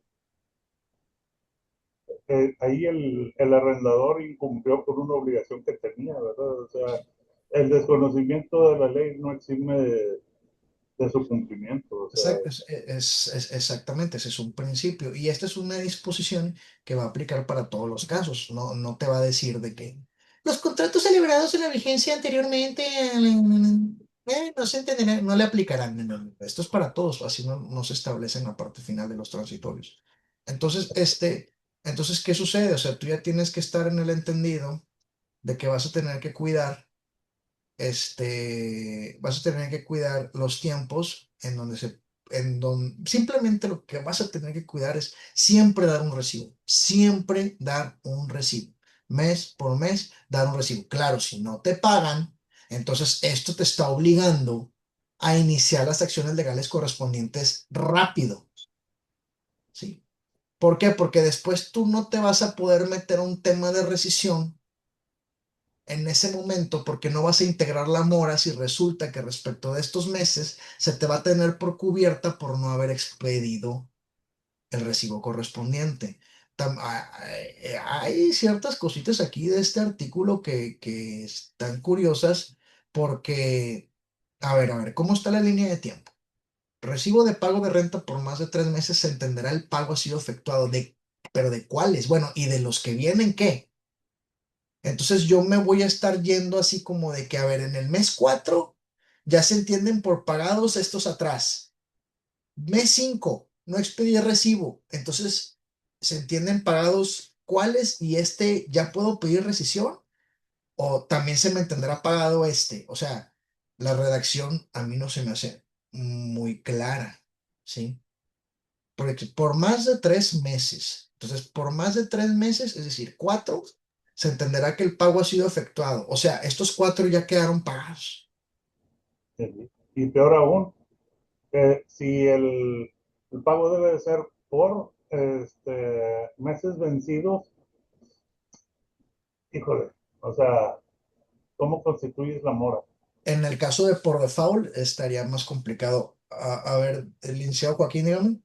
Bueno, aquí nos está obligando nada más a hacer el requerimiento vía las diligencias de jurisdicción voluntaria, ¿no? Sí, definitivamente, esa es la solución sencilla. Claro que nosotros tenemos que, nuestra obligación también es entender de la mejor manera el contenido del artículo, no solamente para una correcta solución, porque no en todos los casos te van a llegar los asuntos para tratarlos de manera sencilla con eso. En algunos casos ya te va a llegar con un problema bien generado, ¿sí? Entonces, por eso es importante también entender cómo se quiso marcar o qué aplica específicamente con este término de 3 meses y dónde se puede ya cortar para iniciar una acción correspondiente, porque por lo que estamos platicando, si por más de 3 meses, es decir, el cuarto mes, se entiende pagado porque no expedió un recibo, entonces yo no puedo ir a meter una rescisión así, pues, porque tú sabes que para una rescisión no necesitas requerir, ¿No? Y no muchas veces, necesitas requerir, necesitas requerir cuando no están integrados los elementos existenciales de pago, porque no puedes constituir mora previa a juicio si no haces un previo requerimiento y forzosamente te tiene que llevar ese tema. Entonces, luego te salva y te dice, salvo que el arrendador haya hecho el requerimiento correspondiente en tiempo y forma. O sea que si tú tienes una situación así, vas a tener que ir a requerir, vas a tener que ir a Totalmente. requerir inmediatamente. ¿No? sí, ¿no? Y muchas veces llega el cliente, no, hombre, Lick, es que ya tiene 2 años que no me paga y quiero todo. Ah, bueno, imagínate cómo le vas a hacer así y nunca hizo requerimiento. Esos requerimientos, Nunca hizo requerimiento, es por lo que te digo, o sea, la situación que te va a presentar, una situación lisa y llana, en donde llega ahorita una persona a decirme, Lick, no expedí el recibo, llevo 2 meses, güey, no hay tema, güey, vamos a requerir, vente, de una vez, diligencias de interpelación judicial y vámonos, la presentamos y ya, ¿verdad? Sí, pero si ya me llega con el problema grande, como ahorita el que está mencionando el licenciado José, tiene 2 meses, tiene 2 años, que no expidió un recibo tiene 2 años, o sea, o cosas así, ¿verdad? Y eso es lo que Pero debe. bueno, discúlpame, pero ahí no entiendo cuál es el problema que se crearía si yo hago el requerimiento de las diligencias. ¿En qué problema voy a caer para interponer la No, demanda? si haces un requerimiento, evidentemente ya no generas un problema. O sea, pero a ver, ¿cómo está? Ya no te genera, este artículo ya no te genera un obstáculo. Pero ¿cómo? Pero a ver, te pregunto, ¿era necesario que yo tuviera que interpelar para remandar una rescisión? No, No, no. Incluso si voy a demandar por una rescisión que me deben 2 meses de renta, no tengo que hacer el no requerimiento. te genera problema. Pero si deben más de 3 meses, te ves forzado a hacerla. Sí, ya es otro detalle, ¿no? O sea, ya te cambia la situación y ya no, y te puedes meter en qué problema te puedes meter en el problema de la cuantificación de las rentas vencidas, así es. ¿verdad? Aquí el problema es como Ahí digo, te va a generar ese problema porque al momento de que se efectúe la condena, te van a aplicar ese artículo. así es. Porque resulta que tú vas a querer decir, oye, a mí me debe vamos a hacer, me debe enero, febrero, marzo y abril. Ok, no hiciste requerimiento, metes rescisión a partir del mes 5. Vamos a suponer que el mes 5 sí se considere y de ahí puedas meter la rescisión por este incumplimiento. Pero tú quieres cuantificar estos 4 meses y el juez te va a decir, aquí hay un artículo en donde dice que si tú no expides el recibo de pago por más de 3 meses, se entenderá pagado. Entonces, esos meses yo no te los voy a cuantificar y no me demostraste con la documental pública o ya sea notariada o Claro, o de juzgado que hayas hecho el requerimiento. así es, Entonces, estos 4 meses no los vas a poder cuantificar porque exacto. no hiciste, porque no expediste un recibo, porque no hiciste un requerimiento. O sea, Sí, claro que va a haber situaciones que va a haber situaciones difíciles con este artículo. ¿Sí? Entonces, pues ahí te va a perjudicar ¿en qué? En el monto de la cuantificación final, en el monto de lo que tú vas a cobrar, en el monto de la expectativa que tú tenías que ibas a regresar. Entonces, si nos llega una situación lisa y llana normal, evidentemente ya vamos a tener que dar por default que a la falta de la expedición de los recibos, inmediatamente las interpelaciones, vamos a tener que dar también inmediatamente meter las demandas. Sí tienes que tener mucho cuidado porque entonces, si no se están expidiendo los recibos correspondientes y luego deja tú, y no los estás expidiendo porque no está pagando, pero tienes este artículo encima. ¿Qué hago? Órale, los fabrico aquí mismo y los meto, vámonos, como documental privada. Exactamente. Así Mi nomás. duda, o quiero entender yo, Lee, con esto entonces, de que cada vez que vayamos a presentar nuestras demandas de arrendamiento solicitando una rescisión, vamos a tener que acompañar necesariamente todos los recibos de pago de las rentas para justificar hasta dónde me pagó. Digo, ¿me, Pues me lo van a mejor. obligar como tal a eso? Mira, si ya tienes una situación por lo que estamos platicando, como ven, el tema sí está más complejo de lo que verdaderamente parece. El artículo parece muy sencillo, pero en realidad las Ujú. situaciones que se van a presentar están cañonas, ¿sí? Entonces, o sea, ¿qué es lo que, si te llega un asunto, ahorita lo que estoy viniendo, lo que estoy pensando es, y todo esto es por el diálogo, o sea, si se te va una persona que resulta que ya tiene bastante tiempo que no le pagan la renta, la solución práctica que te puedo dar, salvo que en el contrato venga que el recibo se expedirá de una manera específica o que te esté hablando de la expedición de la factura correspondiente, porque ahí también es otro tema con el que vas a batallar, porque la sí, expedición de la factura trae consecuencia fiscal y es una factura que tú vas a tener que pagar y es una factura que vas a tener que exhibir y es una factura que no te va a librar de impuestos y también va a ser una factura que no está cancelada. O sea, hay que ver, pero yo no sé ni, neta, no sé ni para qué lo ponen. La verdad, no era, Ujú. ¿sí? Sí. La verdad, esto no era necesario. No, no tiene ni por qué estar, Y ¿sí? es que siento que de alguna manera entonces van a obligar bueno, nosotros como abogados, ¿no? Del arrendador, a que si yo planteo mi demanda, entonces tengo que acompañar todos mis recibos para poder, justificar que los tengo todos, ¿verdad? Cuando no era Hasta ahorita y necesario, cuando no era cuando no era necesario, necesario. cuando tú nomás metías tu Exacto, decisión y la carga de la prueba era del contrario. Entonces lo exactamente. que tú vas a hacer, ¿qué es? Pues como el recibo no deja de ser un documento unilateral expedido por tu parte, pues Yo entonces lo voy a hacer. simplemente los haces ahí, que el cliente te los firme y los presentas como documental privada. Te va a decir el juez? Es que es un documento unilateral, ni modo, papacito, le vas a tener que dar valor probatorio Pues, pleno, ¿sí? Y por lo tanto, pues ahí está la cuantificación correspondiente, porque yo no quiero que me apliques esta presunción de ujú, naturaleza legal que ni siquiera me admite prueba en contrario más que el mero requerimiento. ¿Sí? ujú. Entonces voy a tener que meter esto, ¿por qué? Porque luego tú en la cuantificación correspondiente, sí, me vas a declarar la rescisión, pero a partir de cierto tiempo, porque por otra parte me vas a decir, como yo no me justifiqué haber expedido el recibo correspondiente, vas a liberarme de la cuantificación de esa, porque es que ahí lo dice, se entenderá que el pago ha sido efectuado. O sea, es un esquema de protección del arrendatario, cuando el arrendatario normalmente es el que te genera la mayor cantidad de problemas, ¿sí? De hecho, Entonces, y no, y este también, este es un detalle. El siguiente artículo también es una, el siguiente parrafito, este chiquito, también es una ladilla. ¿Qué te pone? El arrendador no podrá exigir más de una mensualidad de renta a manera de depósito. ¿A quiénes les perjudica este artículo? Los arrendadores. A los arrendadores de esta disposición, perdón, sí. Esta de última disposición. Pero aparte del arrendador, ¿a quién más?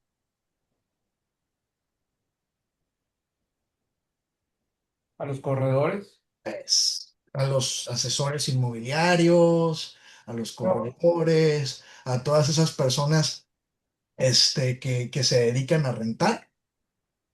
Imagínate que quieres celebrar un contrato de casa habitación de 10 años, ¿no? Que quieres celebrar un contrato de habitación a largo plazo.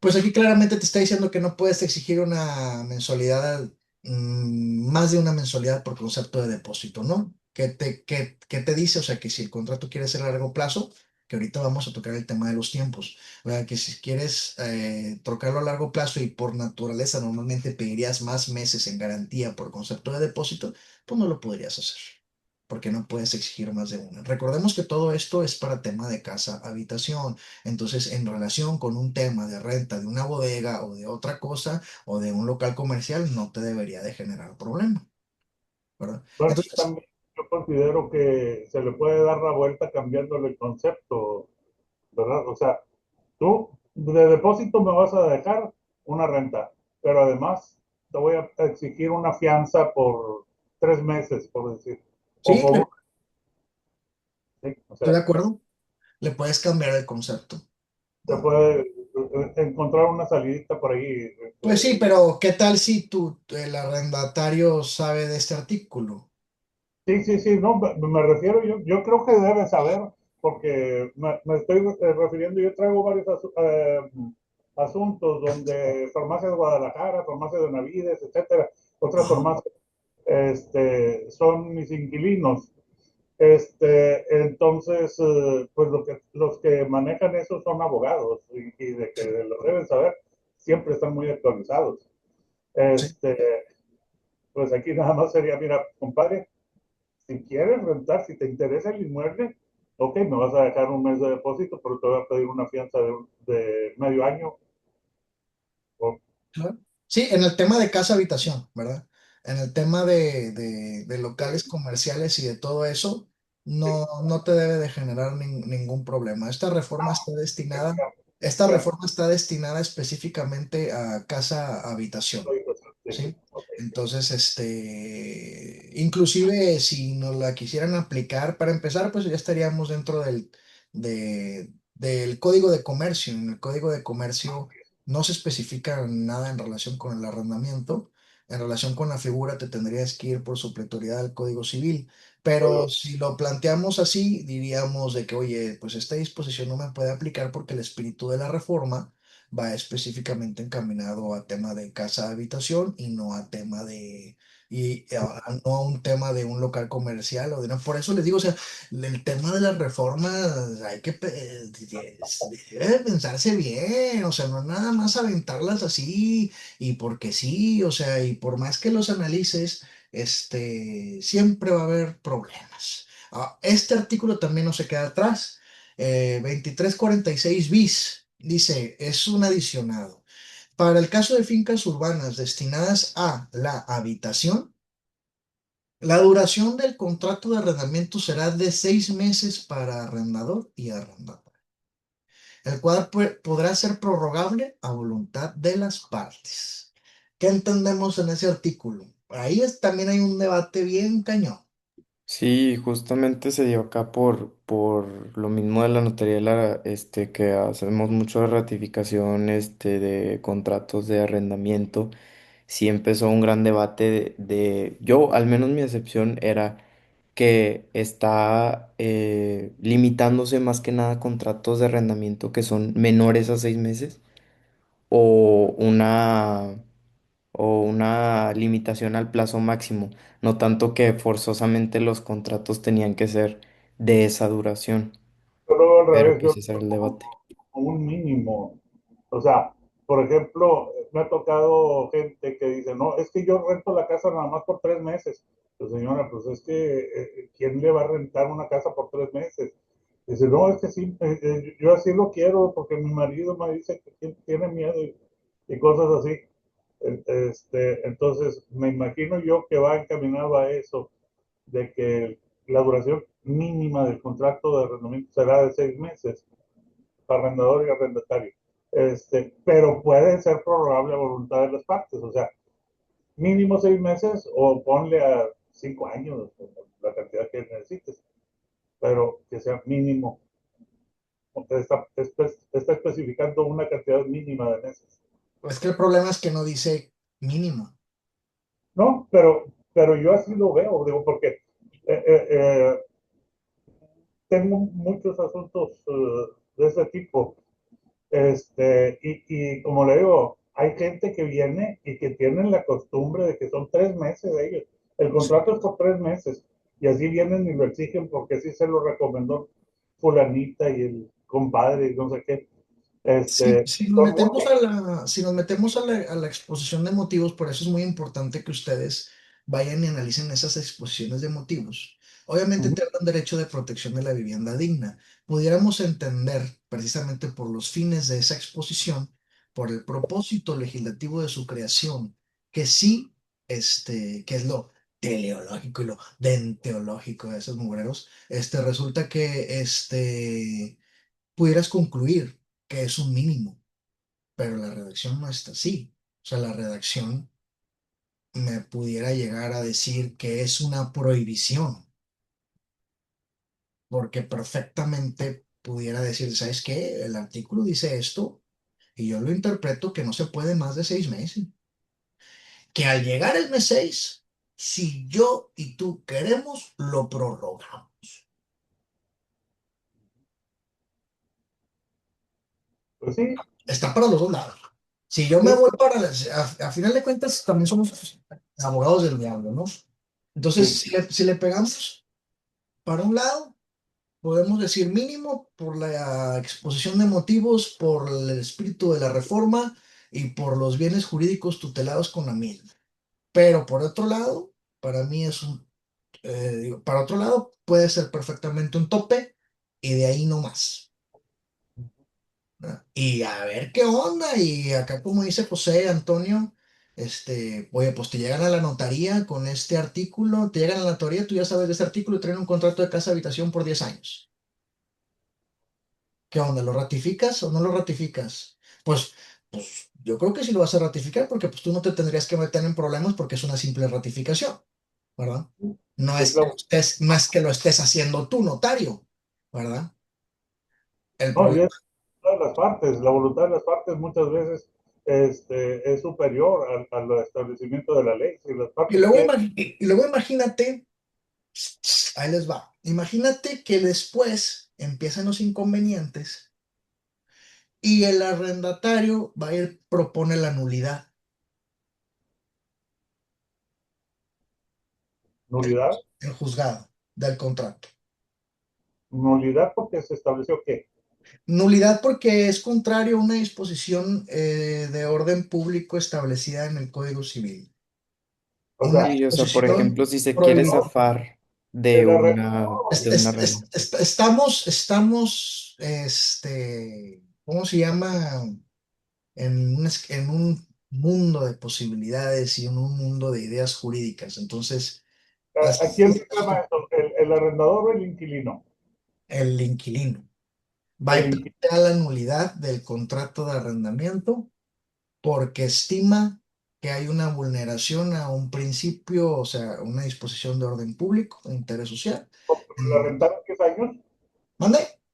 porque Sí, me la rentaron sí, 10 porque años, sí, sí, o sea, tú eres el abogado, ves que se está cumpliendo perfectamente, no le hallas el cómo zafarlo y le dices, vamos a proponer la nulidad, porque ya estaba el artículo 2346 bis y pero porque no, tú lo celebraste a 10 años y en realidad es el tope por 6 meses y no hay aquí nada en el cual se entienda que puede ser prorrogable. ¿Qué resuelves? también puede ser rescindible por la voluntad de las partes. O sea, cualquiera de las partes puede decir, ¿sabes qué? Mi voluntad es dar por terminado el contrato en 30 días. Lo harías tú, obviamente eso no, mira, eso no te actualiza un tema de rescisión. En el Ah, caso de terminación, no sé si sería viable que el arrendatario también vaya y promueva su terminación vía judicial. sí. No sé si sea viable. Normalmente el que te promueve esa acción es el arrendador. Ujú. No lo descartaría, pero no lo descartaría. Yo te aviso que voy a desocupar el inmueble por dentro de un mes. Pero ¿qué Tú tal sabes, si te dice que no? Te dice, oye, tienes un contrato de cumplimiento forzoso. Y hay una cláusula específica que te dice que es cumplimiento forzoso. forzoso, ¿verdad? Así es de cumplimiento forzoso y no lo vas a poder hacer. Si se pactó que es cumplimiento forzoso, ahí sí está escrito. Sí, porque después tú te vas a ir a meter eso y vas a desocupar la casa y perfectamente te van a demandar el cumplimiento de las pensiones rentarias que se debe y por menso, ¿verdad? Así, Y aún y cuando efectúes una consignación, ya tendríamos que debatir, ese es otro tema, ya tendríamos que debatir si con la consignación de las llaves en el juzgado podríamos romper el cumplimiento forzoso. Desde mi punto de vista, no, pero la jurisprudencia dice que pues es en función yo de le, la posesión. Pero bueno, ese es otro tema. Estamos en el tema de la nulidad que les planteo, ese por el tema específico de la reforma. ¿Ustedes qué resolverían? yo le diría a mi cliente, ¿sabes qué? Ya no le pagues. No le pagues la renta. O sea, si le conviene, aquí voy a estar 10 años, no hay problema, o que te rescinde el contrato. Es así Yo de creo que fácil. sí.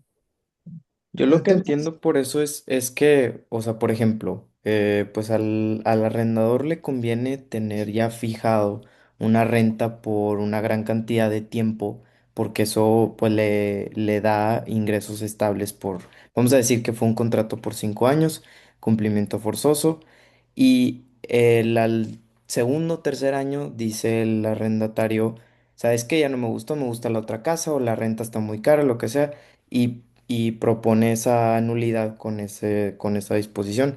Pues estaría muy complicado. La manera, al menos que yo me imagino que se podría defender, pues sería con eso mismo que estábamos hablando de que la exposición de motivos y el espíritu de la reforma, que pues no sé, aunque la redacción, como hemos comentado, pues sí pues ahí en el simple palabra será. O sea, sí sí, siento que o la sea, redacción fija como que un plazo forzoso. exacto, ¿no? Yo opino, por Este, ejemplo, en ese caso de la nulidad que les planteo, yo opino que no pudiera prosperar porque en ella puede prevalecerse de su propio dolo. Eso también es un principio. O sea, ahora no te quieras zafar con esa disposición cuando tú lo celebraste originalmente y entraste en una posesión. Hay una disposición específica en relación con el tema de las nulidades que te dice que te habla de ese principio. O sea, no quieras hacerte prevalecer de ahora sí un supuesto perjuicio cuando ya sacaste provechos o cuando estás sacando Claro. provechos, ¿sí? Entonces no prosperaría, ¿verdad? Pero eso es ahorita porque lo estamos platicando y diciendo. En el tema del bote pronto dices, ah, cabrón, sí es cierto. Hay una vulneración, una disposición de una probable interpretación que se le pueda dar a este artículo en una naturaleza limitativa y no ejemplificativa, ¿verdad? O como un mínimo de protección. Y ahí está, y estas son las consecuencias, y estos son los pensamientos, y estos son los debates, y esto es por no hacer las cosas adecuadamente. ¿Sí? Discúlpale. Sí. ¿Y consideras tú que sea renunciable el artículo? Acuérdate que en cuestión, sí pudiera ser, porque no te dice que no es renunciable. ¿Sí? No te dice que no es renunciable. Pero tiene que Mientras- pactarse desde el inicio en el pero contrato. obviamente tiene que haber un pacto. ¿Sí? Y sería y yo ahí sí lo consideraría contradictorio si este artículo no te dijera que es irrenunciable, ¿verdad? O sea, sí considero yo que puede ser renunciable, sí considero yo que mi opinión ya personal de todo esto, yo les digo las cosas porque evidentemente estamos con la finalidad de sacarle el mayor provecho y el mayor entendimiento y las mayores aristas a todo esto.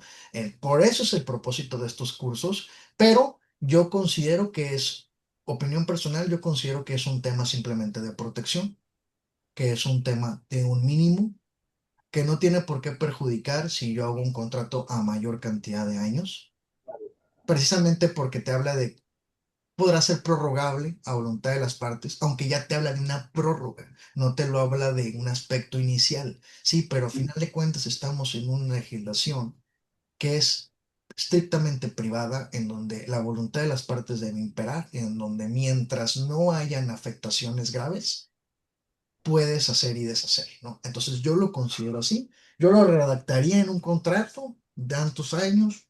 Tenemos entendido que existe este artículo, no hay falla, lo ponemos aquí, pero ¿sabes qué? Las partes estamos conscientes y convenimos y decimos que renunciamos a esta disposición y por lo tanto pues lo celebramos a tanto tiempo. Y chingue su madre, ¿verdad? O sea, así lo pienso yo. Ya veremos. A final de cuentas, recuerda que no todos los litigios, no todas las cosas llegan al litigio. Ujú. Y A yo, mí, ajá, perdón, a mí se me ocurriría también de que, por ejemplo, justo en ese pequeño renglón de que dice que el cual podrá ser prorrogable, entonces de decir, bueno, pues a lo mejor en mi contrato, ahí mismo ya lo digo, es un contrato por 6 meses, porque este artículo me dice, o entendemos que es el tope máximo, y ahí mismo decimos, va a ser prorrogable por otros 6 meses, o por otros 2 años, o por 3 años desde ahorita, o sea, desde ahorita ya estoy fijando mi término. pero como quieres una ladilla, porque si lo ves así tendrías que forzosamente luego comprobar que se postergó. Pero ahora viene lo siguiente, y esta es una situación todavía más cañona. ¿Y qué pasa con la tácita reconducción? Así de reconducción, exactamente. O sea, Ujú. ¿Qué pasa con la tácita reconducción? así es. Si no se requiere el desalojo, la desocupación del inmueble y se sigue pagando como de costumbre y se sigue recibiendo como de costumbre el pago de la renta, se tiene por tácitamente reconducido. Y está esta disposición, entonces esta disposición es un bloqueo a la tácita reconducción. O sea, ven, o sea, ¿para qué pones esto, hombre? ¿Qué quieres? ¿Para qué le pones 6 meses, hombre? O sea, ¿para qué? O sea, ¿qué necesidad tienes de hacer estas cosas? Al rato yo considero que se vengan problemáticas interesantes en los juzgados. Naturalmente, este artículo va a ser reformado. No se va a quedar así, se los firmo, guarden el post. ¿Verdad? O sea, se los garantizo que este artículo va a ser reformado porque no está bien, no está bien. Es tan sencillo, mínimo de 6 meses, se te acabaron los problemas, mínimo de 6 meses se te acabaron los problemas, porque entonces esa figura de la tácita reconducción, ¿dónde queda? ¿Aplica? ¿No aplica? Y luego ya traigo otra ladilla atrás, el artículo anterior que me dice que tengo que estar expiando los recibos. Y, y dices, ay, carajo, o sea, qué mugrero. En el tema del aumento, y encima no puedo pedir más de un mes de depósito. Ajá. O sea, friégame, ¿no? Friégame. O sea, entonces, ¿cuál es lo único que veo ahí bien? Es este de aquí abajo. Perdón. Adicionalmente, la renta deberá estipularse en moneda nacional y únicamente podrá ser aumentada de manera anual. Dicho incremento no podrá exceder el 10% de la cantidad pactada como renta mensual. Aquí sí te dice, no podrá exceder. O sea, aquí te da desde el 0,01 hasta el 10% y ahí topas. Esto es lo único que desde mi punto de vista está bien hecho. No más que fíjense cómo lo dice. Para lo anterior se deberá celebrar un nuevo contrato.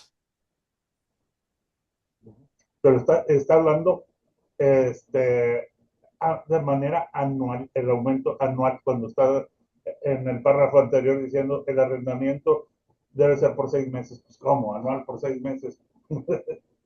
¿Qué onda, no? Sí. Ahí usted lo detectó muy bien.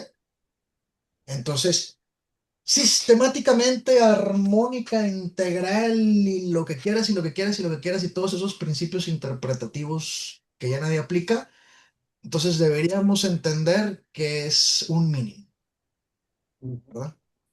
Deberíamos entender que es un mínimo, no es un máximo, pero el debate es interesante.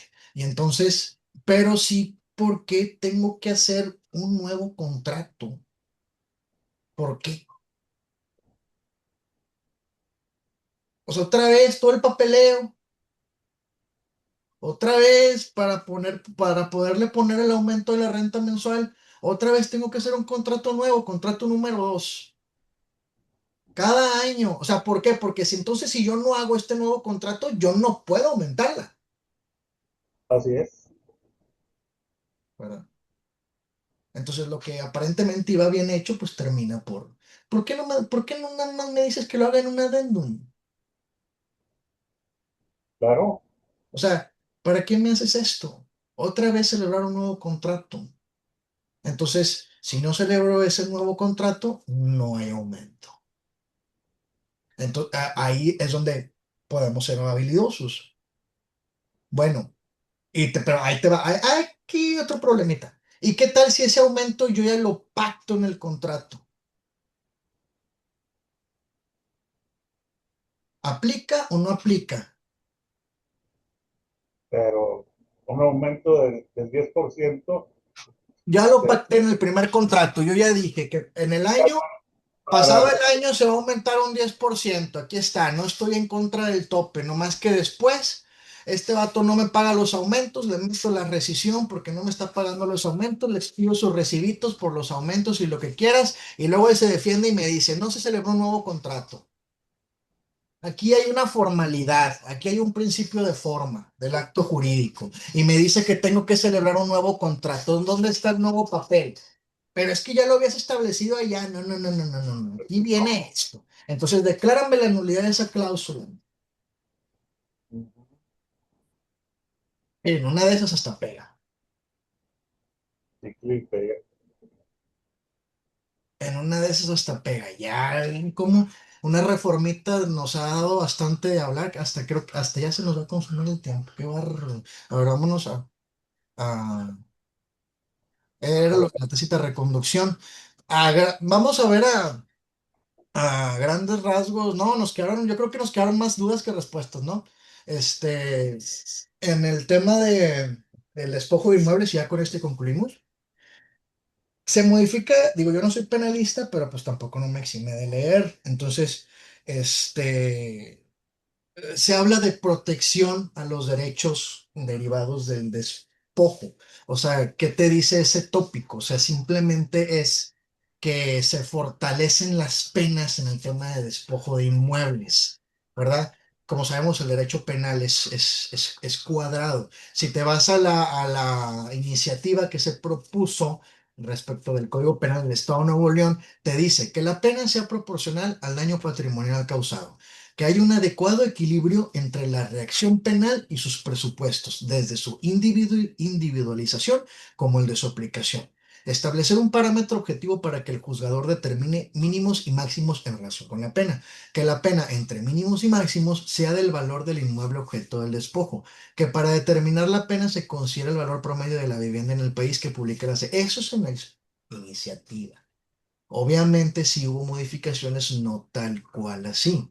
¿Cómo, este, cómo queda? Fíjense, queda de la siguiente. Sí, a ver, déjame nos adelanto tantito. Pena, sí, porque eran dos artículos. ¿Cómo quedó? Quedó, dice, comete el delito de despojo de cosa inmueble o de aguas, el que sin el consentimiento de que tenga derecho a otorgarlo o engañado a éste, y empieza con dos hipótesis, ¿no? Ocupe un inmueble ajeno o haga uso de él, o de un derecho real que no le pertenezca o impida materialmente el disfrute de uno o de otro. Ocupe un inmueble de su propiedad que se halle en poder de otra persona por alguna causa legítima o ejerza actos de dominio que lesionen los derechos del ocupante. Y los otros dos son de agua, ¿no? Dice desvíe o agua uso, este, desvíe o haga uso de aguas propias o ajenas en los casos en los que la ley no lo permita, o haga uso del derecho real sobre aguas que no le pertenezcan. Ejerza actos de dominio que lesionen un derecho legítimo del usuario de dichas aguas. En el siguiente artículo, que es ya donde se establece lo que es la individualización propiamente de la pena, ¿verdad? De la actualización del tipo penal, las fracciones anteriores que vimos, ¿no? El despojo inmueble, o sea, es una reforma con la finalidad de que la pena sea más severa, ¿no? De que la pena sea más proporcional al tema del valor patrimonial sobre el cual se le ha ocasionado ese daño. Y esta es una reforma súper actual, viene en noviembre de 2025. Dice, las conductas previstas en las fracciones 3 y 4, esas son las de aguas, se sancionarán con una pena de 2 a 7 años de prisión y multa de 40 a 100 cuotas. El tema de las cuotas, pues ya sabemos cómo se basa, ¿no? Adicionado, perdón, las conductas previstas en las fracciones 1 y 2 del artículo 397 se sancionarán de la siguiente manera: de 2 a 4 años de prisión y multa de 750 a 1.500 cuotas cuando el valor del mercado del inmueble objeto del despojo no exceda de 15.000 cuotas al momento de la consumación del delito.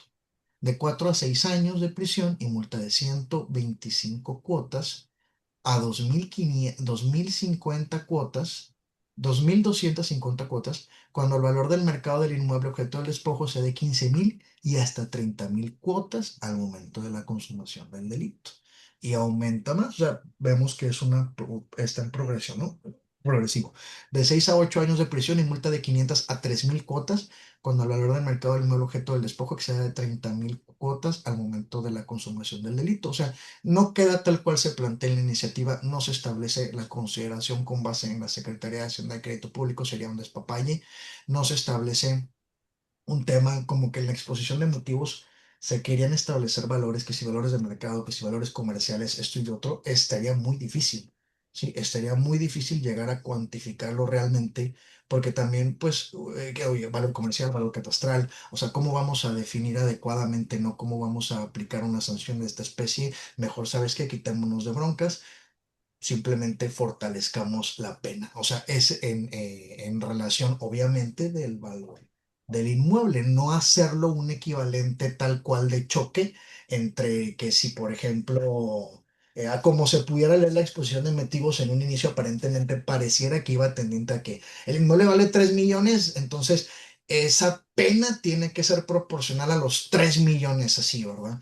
O sea, parecería, pero no termina de consumarse tal cual y el resultado es este, ¿verdad? En el tema de eso, pues los que aquí litiguen penal, simplemente métanse al código, como les comento, métanse a propiamente la exposición de motivos. Todo está súper consultable, bien sencillo, son reformas recientes, todo está digitalizado. Perdón, es que como traigo un poquito de acidez. Y lo van a poder ver, es lo que yo les intento transmitir para que ustedes ya hagan también su investigación correspondiente, ¿verdad? Se hicieron también reformas a la ley de notariado. Acá José Antonio no me dejará mentir, inclusive hasta se me hace que las puede explicar mejor.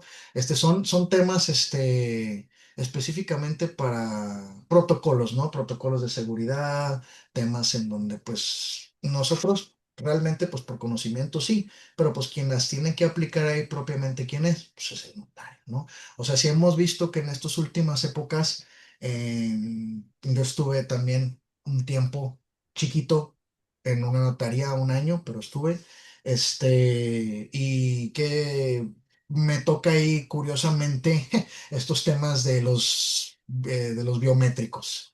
Hijos, o sea, máquina, o sea, vienes a ratificar tu contrato y órale, sácate el biométrico y llena los datos y casi te haces la prueba de sangre ahí, ¿verdad? Y la pones en el papel y la madre, o sea, ya que les ha tocado la ratificación de los contratos en notarías, pues ya ese es un protocolo, ya no, son muchos sistemas y mecanismos que existen de protección para evitar qué, evitar fraudes, evitar robos, evitar actos jurídicos ilegales. O sea, realmente ha habido demasiados cambios en este gobierno, que pudiéramos decirlos para bien, precisamente para evitar malas prácticas a través de la figura del qué, del notario, ¿no? Y cada vez se va más y más grilletes y más y más y más grilletes.